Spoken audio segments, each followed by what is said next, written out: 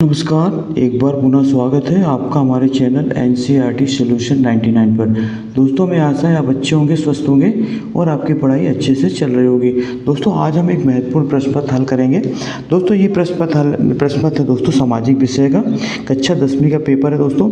और दोस्तों, ये आपकी आगामी दोस्तों अर्धवार्षिक और वार्षिक दोनों परीक्षाओं के लिए दोस्तों बहुत ही सहायक सिद्ध होगा। तो दोस्तों, स्टार्ट करते हैं आज के इस प्रश्न पत्र को। दोस्तों, ये इसमें जो टोटल क्वेश्चन है दोस्तों वो 23 हैं इस पेपर में दोस्तों, और इसमें टोटल प्रिंटेड पेजों की संख्या दोस्तों 12 है। और दोस्तों, इसमें जो है टोटल समय दोस्तों 3 घंटे का। और दोस्तों, इसमें टोटल जो है मैक्सिमम मार्क है दोस्तों 75 नंबर का पेपर है ये। तो दोस्तों, स्टार्ट करते हैं आज के इस प्रश्न पत्र को सामाजिक विषय के।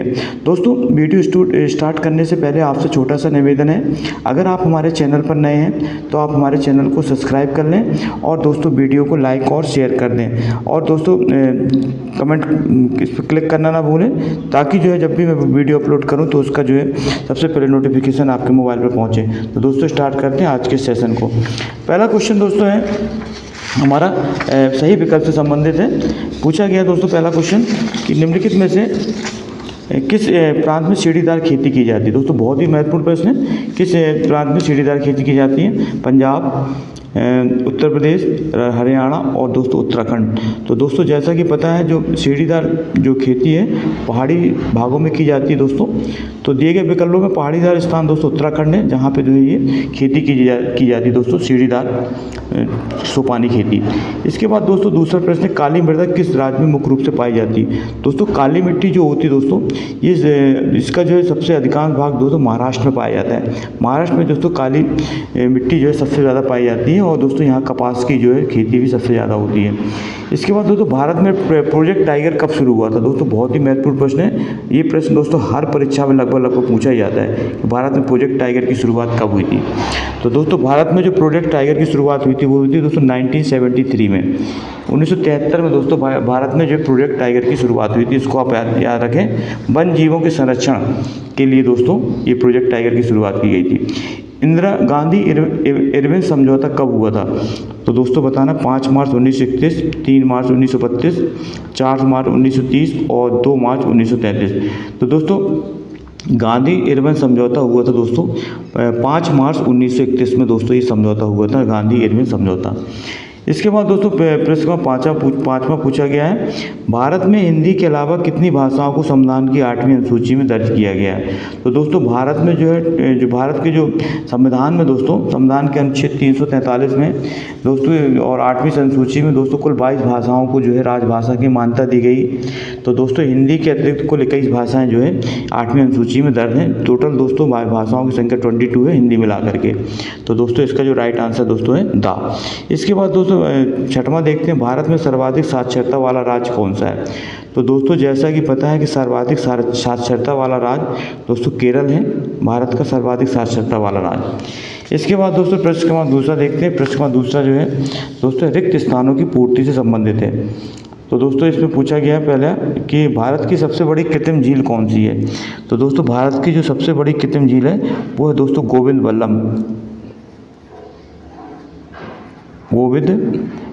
बल्लभ पंत। ये दोस्तों सोनभद्र जिले में है। ये जो झील जो दोस्तों भारत की सबसे बड़ी कृत्रिम झील है, गोविंद बल्लभ पंत सागर झील। ये दोस्तों सोनभद्र मिर्ज़ापुर में है दोस्तों ये। इसके बाद दोस्तों दूसरा है, कर्तन दहर प्रणाली को छत्तीसगढ़ में क्या कहा जाता है? तो दोस्तों, जो कर्तन दहर प्रणाली को छत्तीसगढ़ में बेवर के नाम से जाना जाता है। इसका राइट आंसर दोस्तों है बेवर या दीपा के नाम से। इसके बाद आंध्र प्रदेश के कोरोमंडल तट पर सर्वाधिक सुरक्षित एवं गहरा बंदरगाह कौन है? तो दोस्तों, आंध्र प्रदेश के जो कोरोमंडल तट पर सर्वाधिक सुरक्षित और गहरा बंदरगाह है दोस्तों वो है विशाखापत्तनम। इसका राइट आंसर दोस्तों है विशाखापत्तनम। ये दोस्तों सर्वाधिक सुरक्षित और गहरा बंदरगाह है दोस्तों। इसके बाद भारत अफ्रीका में 1890 के दशक में कौन सी बीमारी बहुत तेज़ी से फैली थी? दोस्तों, बीमारी का नाम बताना है, कौन सी बीमारी थी? तो दोस्तों, ये बीमारी थी रेंडर पेस्ट। इसको आप याद रखें। रेंडर पेस्ट बीमारी जो है दोस्तों 1890 के दशक में बहुत तेज़ी से फैली थी अफ्रीका में। समान मजदूरी से संबंधित अधिनियम में कहा गया था कि समान कार्य के लिए खाली जगह दिया जाएगा। तो दोस्तों समान कार्य के लिए समान वेतन दिया जाएगा या समान मजदूरी। तो दोस्तों यहाँ आ जाएगा समान मजदूरी, समान कार्य के लिए समान मजदूरी, समान कार्य के लिए समान मजदूरी।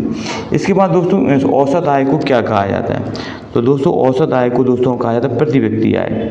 क्या कहा जाता है? प्रति व्यक्ति आय। प्रति व्यक्ति आय को दोस्तों औसत आय कहा जाता है। इसके बाद दोस्तों प्रश्न क्रमांक तीसरा देखते हैं। दोस्तों अगर आप हमारे चैनल पर नए हैं तो आपसे पुनः एक निवेदन है कि आप हमारे चैनल को सब्सक्राइब कर दें और वीडियो को शेयर कर दें ताकि और लोग भी इसका लाभ ले सकें। प्रश्न क्रमांक दोस्तों तीसरा पूछा है सत्य और असत्य संबंधित। टिस्को एशिया महाद्वीप का सबसे बड़ा इस्पात कारखाना है। तो दोस्तों टिस्को जो है एशिया महाद्वीप का सबसे बड़ा इस्पात कारखाना नहीं है दोस्तों। वर्तमान में जो एशिया का सबसे बड़ा इस्पात कारखाना दोस्तों वो चाइना में है। इसके बाद है कृषि और उद्योग एक दूसरे के दोस्तों क्या है? पूरक हैं। तो दोस्तों ये सत्य है, कृषि और उद्योग एक दूसरे पर निर्भर हैं। इसके बाद है स्मिथ फील्ड में लंदन का सबसे बड़ा पुराना कपड़ा बाजार है। तो दोस्तों ये स्मिथ फील्ड लंदन का सबसे पुराना कपड़ा बाजार नहीं है दोस्तों, गलत है ये दोस्तों जो है कपड़ा बाजार से संबंधित नहीं है। इसके बाद दोस्तों चौथा है मार्टिन लूथर प्रोटेस्ट सुधारकों में से एक थे। बताना दोस्तों मार्टिन लूथर जो है प्रोटेस्ट सुधारकों में से एक थे। तो दोस्तों इसका जो राइट आंसर दोस्तों वो सही थे, प्रोटेस्ट सुधारकों में इनकी गिनती की जाती है। भारतीय राष्ट्रीय कांग्रेस पार्टी का गठन 1885 में किया गया था दोस्तों A.O. हुरुम द्वारा। ये दोस्तों सही है, इसका राइट आंसर दोस्तों सही है। लोकतंत्र व्यक्ति की गरिमा को बढ़ाता है। दोस्तों लोकतंत्र व्यक्ति की गरिमा को बढ़ाता है दोस्तों, ये सही है। लोकतंत्र जो है जनता का शासन जनता के द्वारा। इसके बाद दोस्तों प्रश्न क्रमांक चौथा देखते हैं। चौथा क्या है, किससे संबंधित है? तो दोस्तों प्रश्न क्रमांक चौथा है आपका सही जोड़ी से संबंधित प्रश्न है। तो दोस्तों गुलामगिरी का संबंध बताना। दोस्तों गुलामगिरी पुस्तक के लेखक हैं दोस्तों वो हैं ज्योतिबा फुले। इसका पहले का ये है दोस्तों। दूसरा दोस्तों इंग्लैंड का संबंध दोस्तों ईसाई धर्म से। ईसाई धर्म के अनुयायी सबसे ज़्यादा दोस्तों इंग्लैंड में रहते हैं। रिपब्लिकन पार्टी के संबंध दोस्तों अमेरिका से।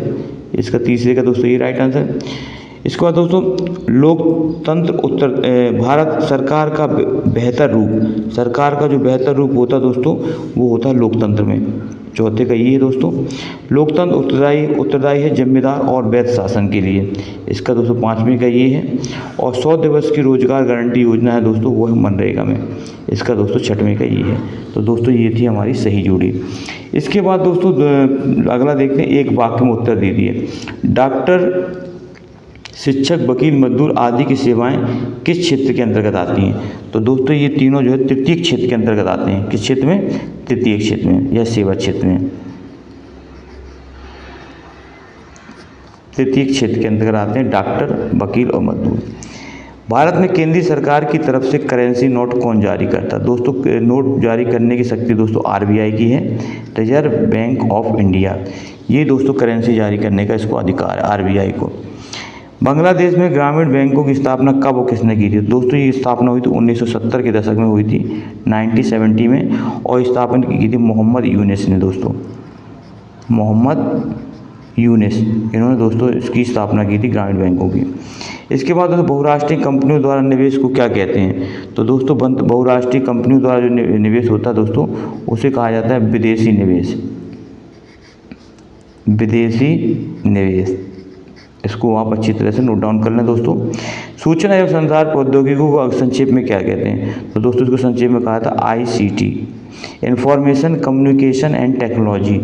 Information communication and technology. विश्व व्यापार संगठन का ध्येय वाक्य क्या है? तो दोस्तों विश्व व्यापार संगठन का ध्येय वाक्य है वो है दोस्तों मुक्त व्यापार को बढ़ावा देना। ये दोस्तों WTO का जो मेन ध्येय है वाक्य है कि मुक्त व्यापार को बढ़ावा देना। इसके बाद दोस्तों प्रश्न क्रमांक छठवां देखते हैं। छठवां किससे संबंधित है? प्रश्न क्रमांक छठवां दोस्तों पूछा गया मृदा अपरदन से। दोस्तों बहुत महत्वपूर्ण है। What is the meant by the soil erosion? तो दोस्तों मृदा अपरदन जो है मिट्टी के कटाव से संबंधित दोस्तों। मृदा अपरदन की परिभाषा इस तरह है, मृदा अपरदन का अर्थ है दोस्तों मिट्टी की ऊपरी परत का नमी, पानी, हवा या अन्य प्राकृतिक कारणों द्वारा हट जाना दोस्तों क्या कहलाता है, मृदा अपरदन कहलाता है। और जिससे क्या होता है मिट्टी की जो उर्वरता होती है दोस्तों, उर्वरक शक्ति होती है वो क्या होती कम हो जाती है। तो दोस्तों ये है मृदा अपरदन की परिभाषा। दूसरा, पहाड़ी क्षेत्रों में मृदा अपरदन को रोकने के लिए कौन कौन से कदम उठाने चाहिए। तो दोस्तों पहाड़ी क्षेत्रों में मृदा अपरदन को रोकने के लिए दोस्तों सीढ़ीनुमा खेती की जाती है और समोच्च जुताई की जाती है। सीढ़ीनुमा में दोस्तों क्या होता है, सीढ़ीनुमा खेत बनाकर पानी के बहाव को नियंत्रित करते हैं। दूसरा दोस्तों समोच्च जुताई, इस ढलान के समांतर हल चलाने से पानी का बहाव धीमा हो जाता है। इसमें दोस्तों याद रखना, तो दो प्रकार से दोस्तों खेती की जाती है हमारे जो है पहाड़ी क्षेत्रों में। इसके बाद है प्रश्न नंबर 7वां दोस्तों, जूट को सुनहरा रेशा क्यों कहा जाता है। तो दोस्तों जूट को सुनहरा रेशा इसलिए कहा जाता है क्योंकि इसकी सुनहरी चमक होती है और कम लागत के कारण, लागत भी उसमें कम होती है, इसलिए दोस्तों इसे गोल्डन फाइबर या दोस्तों सुनहरा रेशा कहा जाता है। अगला है, भारत की एक खाद्य फसल का नाम बताइए जहां ये पैदा की जाती है, उन क्षेत्रों का नाम भी लिखिए। तो दोस्तों भारत की जो सबसे बड़ी खाद्य फसल दोस्तों वो है चावल। और दोस्तों चावल जो पैदा की जाती है दोस्तों वो जो है उत्तर प्रदेश, पश्चिम बंगाल, पंजाब और आंध्र प्रदेश, जिसमें दोस्तों पश्चिम बंगाल और उत्तर प्रदेश में दोस्तों चावल की पैदावार सबसे ज़्यादा होती है। तो दोस्तों भारत की जो खाद्य फसल चावल है उसकी पैदावार उत्तर प्रदेश, पश्चिम बंगाल, ये दोस्तों प्रमुख रूप से। इसके बाद है 8वां, आधारभूत उद्योग क्या है। तो आधारभूत उद्योग दोस्तों वो कहलाते हैं, आधारभूत उद्योग वे उद्योग होते हैं जो अन्य उद्योगों के लिए कच्चे माल या उत्पाद प्रदान करते हैं, वो दोस्तों आधारभूत उद्योग कहलाते हैं, जैसे लोहा और इस्पात। भारत में कृषि आधारित उद्योग कौन कौन से हैं। तो दोस्तों भारत में कृषि आधारित उद्योग कौन कौन से हैं बताना है।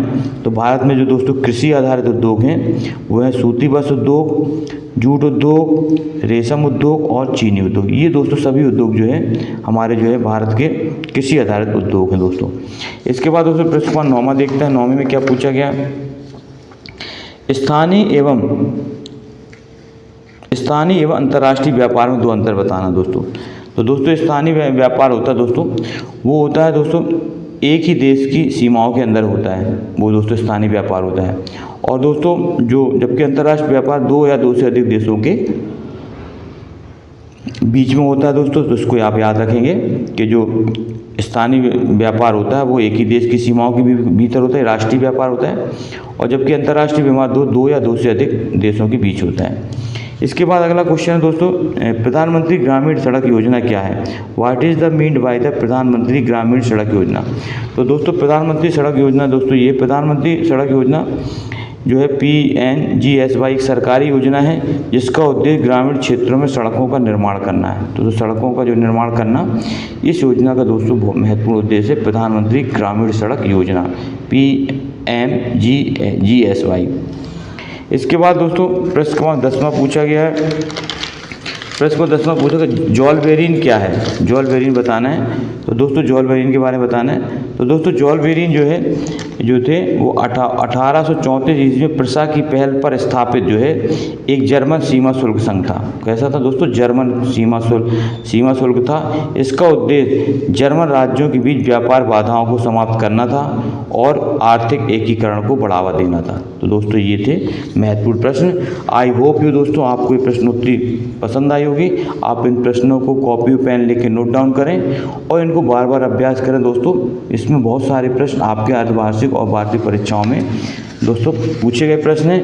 और दोस्तों ये जो विगत परीक्षाएं दोस्तों विगत जो पिछले 5 साल के जो पेपर हैं दोस्तों उनको भी आप सॉल्व कर लें ताकि आप परीक्षा में एक अच्छा स्कोर कर सकें। तो दोस्तों इन प्रश्नों को नोट डाउन कर लें और इन प्रश्नों को हल कर लें।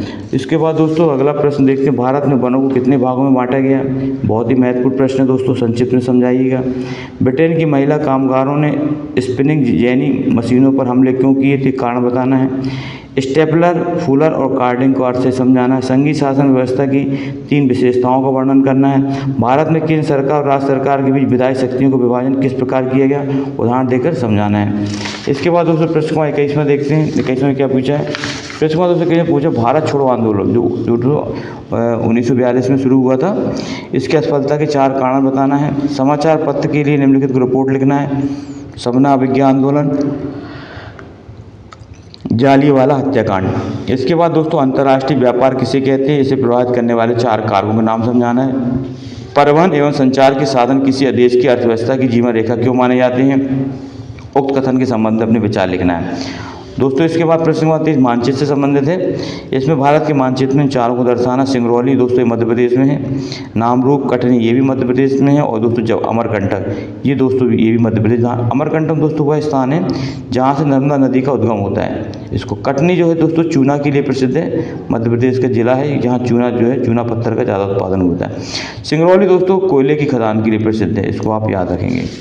इसके बाद दोस्तों प्रश्न क्रमांक है अगला, भारत के मानचित्र में निम्नलिखित को समझाना है। पारादीप बंदरगाह उड़ीसा में दोस्तों।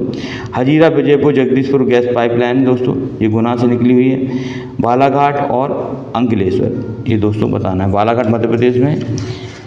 तो दोस्तों ये था दोस्तों ये है इसका मैप, इसको भी आप देख लें। और दोस्तों ये भारत के मैप में इन जो है को जो है दोस्तों आपको भरना है और आप इनको जो है कमेंट सेक्शन में हमें बताएं कि आपको कैसे लगे प्रश्न ये, और अपनी प्रतिक्रिया अवश्य दें दोस्तों। आपका दिन शुभ हो। जय हिंद, जय भारत, वंदे मातरम दोस्तों।